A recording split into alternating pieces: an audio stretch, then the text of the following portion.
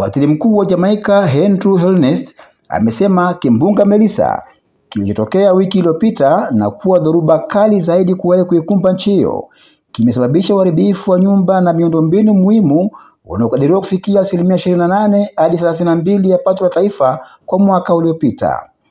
Akihutubia bunge la nchi hiyo, Holness amesema makadirio hayo yenye thamani ya dola bilioni 6 hadi 7 za Marekani ni awali na kwamba uchumi wa taifa hilo unaweza kuporomoka kwa 8 hadi 13.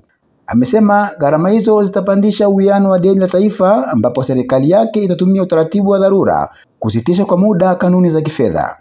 Holness ameongeza kuwa serikali yake inajipanga kutafuta misaada ya kifedha kutoka kwa washirika wa kikanda, mashirika ya maendeleo na sekta binafsi ili kufua uchumi wa taifa hilo.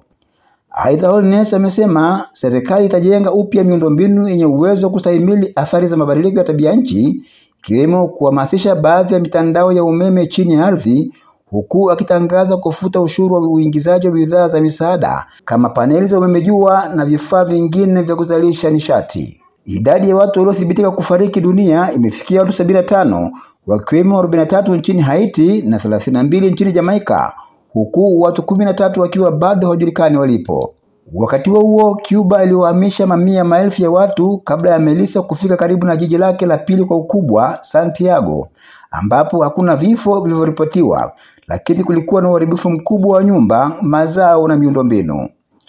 Shirika la utabiri la Marekani AccuWeather linakadiria uharibifu wa jumla katika eneo la Caribbean kufikia kati ya dola bilioni 48 hadi 52.